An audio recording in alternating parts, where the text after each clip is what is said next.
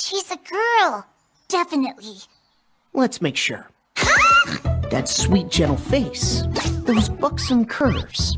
This perfume. The firm springiness. Yep, she's a girl. You already knew that! Captain Forest here, and in today's video, I'm going to be power scaling Meliodas from 7 Deadly Sins. Now if you guys are new to my channel, please leave a like, comment down below and of course subscribe for further content. Also huge shout out to the HQ squad, massive shout outs to the team, they've been a huge help in this video. But anyway, I'm going to go ahead and go over Meliodas and talk about some of his feats, talk about AP, talk about speed, and then move on to abilities and all that good jazz. Now, in order to determine where Meliodas would scale, we must go over some feats for him. So base Meliodas can hurt Gil Thunder, who can casually create a thunderstorm, which can range around the city level ranges of attack potency. Sealed Meliodas, after activating his demon mark, was able to completely embarrass and one-shot Barn. Another feat for Meliodas comes from the time when he was able to damage a Albion. An Albion has the power level of 5,500 and can casually backhand a hilltop, which was calced around the 76 megatons aka city level. Galen's power is 26,000, making him 4 times more powerful than an Albion. Meliodas can casually beat an Albion, and this same Meliodas, while suppressed, does battle with Galen and is able to hurt him. This would put Meliodas around the 319 megatons of attack potency aka mountain level. This is consistent as Galen's casual attacks are compared to taking on a mountain. Meliodas in his fights with Galen gets badly injured due to him trying to suppress his demonic powers, but as Meliodas has his powers unsealed, making Meliodas far stronger than his previous self in comparison to his last encounter, going from getting casually smacked around by Galen to now casually violating Galen in combat. Keep in mind folks, this very same Meliodas is still weaker and not even at full power. Meliodas would also downscale from Escanor during that time period due to the training Meliodas underwent. Escanor fought against Galen. Galen himself uses critical strike, which amps your already established power level with an additional 14,000 increase, and Escanor endured and no-sold the strike whilst becoming far more powerful due to his grace, further power cliffing Galen. The power behind Escanor literally made Galen run off the block and get negged by his own commandment. This increase of attack potency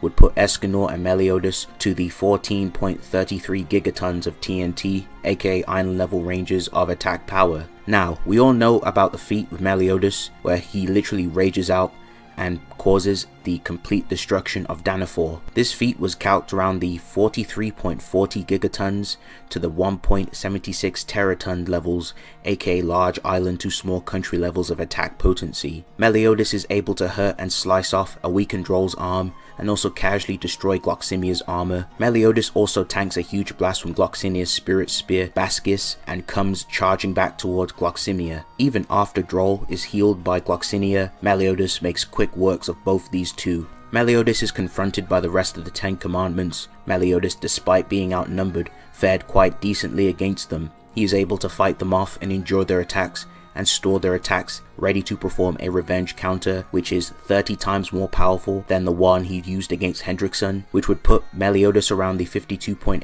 teraton range, aka country levels of attack potency. There is a statement where Meliodas was fit to be the next Demon King due to how vast and powerful Meliodas was. Even the important goddess, more than likely referring to the 4 archangels, kept their distance from Meliodas. If we take this statement seriously, this is also backed up later on in 7 Deadly Sins as Meliodas and the rest of the 7 Deadly Sin go on to fight and defeat the Demon King. This would mean that Meliodas scales above the 4 archangels, including the likes of Tarmiel and Sariel, who performed a combination attack on Estarossa, who was amped by another commandment. This was calced around the low ends of island, small country, to the higher ranges of large country to borderline multi-continental. Now let's rewind for a moment folks before we get ahead of ourselves. Back to the fight. So, Meliodas unfortunately comes up short as his revenge counter was completely intercepted by Estarossa, who then kills Meliodas by stabbing his 7 hearts. Meliodas, after dying, ends up in purgatory. Meliodas has type 4 immortality as Meliodas will always come back eventually after death. When he resurrects, he becomes far stronger than before, but the Demon King draws away some of Meliodas' emotions every time, which eats away at Meliodas' humanity. Escanor himself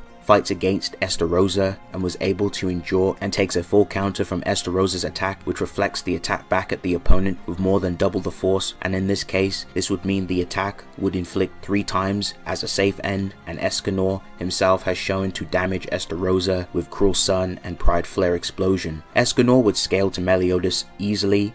Now this is all very important for Meliodas because Meliodas becomes Assault Mode Meliodas after he taps into more of his demonic self and more of his power, which cause him to revert to his old evil persona. Escanor goes in to fight Meliodas in order to snap him out of it. Meliodas begins to pick apart Escanor in their fight and mock him. Escanor gains a further increase in strength via his Grey Sunshine, which raises his power level to 114,000, and this same Assault Mode Meliodas tanks Escanor's attacks and then casually punches Escanor in the gut. Now let's do some maths real quick. So Escanor, from his fight with Galen, raised his power level up to the 55,000 ranges as he casually no-sold and took an attack from Galen's critical over, and the Escanor that Meliodas fought is double that, if not more than double in power. And adding on to the fact that Escanor can take a full counter on top of his own attack, so 52.8 times 5 or 6 if we include more than double the increase, making it triple, would equate to 264 or 316 teratons, putting both Escanor and Meliodas around the large country ranges of attack potency. Later, throughout the series, Meliodas then goes on to show he is vastly above both Saldris and Estarossa in power. He is casually able to press them both with Dark Purgatory Fire. In fact, going back to the point about the 4 Archangels, Saldris supports Estarossa's statement from before, confirming that Meliodas is above even the 4 Archangels, meaning that Meliodas would upscale and be vastly above them. So this would mean that Meliodas would one-shot them with no difficulty, and the quantification to one-shot someone would require at least 7.5 times that power. This would skyrocket Meliodas past the 4.435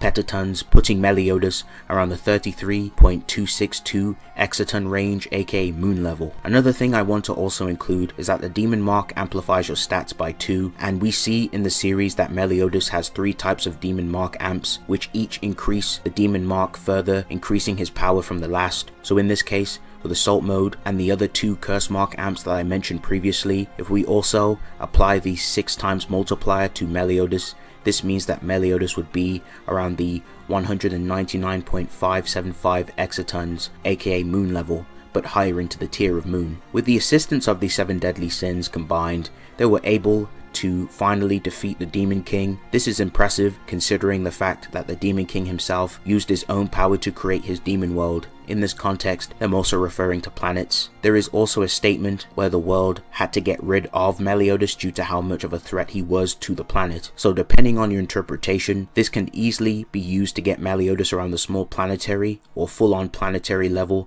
at the lowest. So Meliodas would be around the 433 exatons to the 5.44 zetatons, aka small planet or planetary on the dot. So that's going to round up attack potency. I'm going to go ahead and move on to speed. Meliodas was able to tag Estarossa and Saldris when they both tried to blitz Meliodas and failed miserably. Escanor himself can react to Saldris while he was using Omnius Nebula, and was also able to tag Saldris with that velocity of speed. The speed behind the vortex moves at 25 times the speed of light, and Meliodas casually smites both Estarossa and Saldris. And as mentioned before, with the Demon Mark multiplier, this would put Meliodas 150 times the speed of light, aka massively faster than light.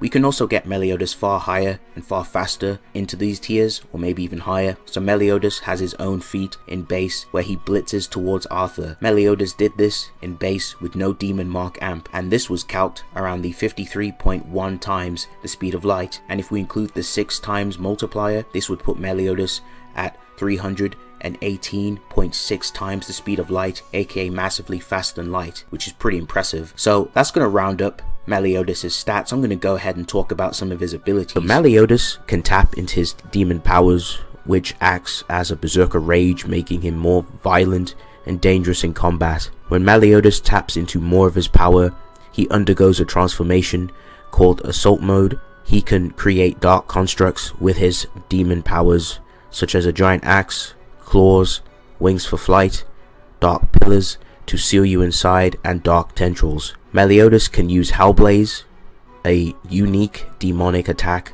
which the fire sticks to whatever comes into contact with.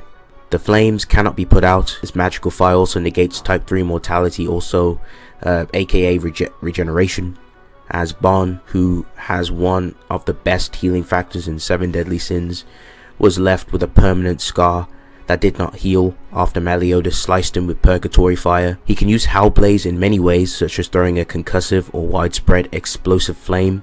He can lace his demonic fire around himself, weapons, etc., and he can throw down his fire to pin his foes on the ground until they burn away and die. Meliodas can compress and control dark orbs, where he spins them around at such speeds to shred through his opponent or use as a defensive option. So I'm going to go ahead and move on, and we're going to talk about Lost Vein, which is one of Meliodas' go-to weapons in combat. Now, Lost Vein is Meliodas' sacred treasure. The sword allows him to create clones which can offer support in battle. With the sword, Meliodas can perform his signature move called Full Counter, an ability that allows him to reflect magical attacks back at his opponent. His clones can also perform this technique too. Meliodas can perform Revenge Counter, where he lowers his durability to take on more damage from his opponents. Then he stockpiles all the damage and returns it all back into one massive energy attack at his foes. Meliodas can use Counter Vanish, which nullifies any magical attack, and Meliodas can utilize some impressive techniques and versatility with his sword. He can lace his sword with purgatory fire and slash his sword down, blasting purgatory fire down.